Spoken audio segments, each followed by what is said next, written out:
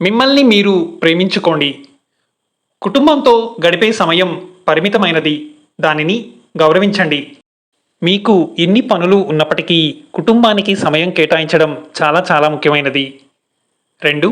స్నేహితులతో సమయము పరిమితమే కాబట్టి వీలైనప్పుడల్లా నిజమైన స్నేహితులను కలుస్తూ వారితో ముచ్చటించండి. 3.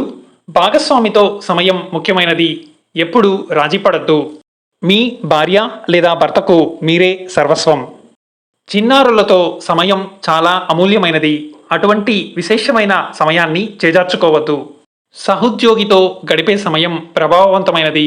మీ జ్ఞానాన్ని అవతల వారితో పంచుకోండి. వారి జ్ఞానాన్ని మీరు తీసుకోండి.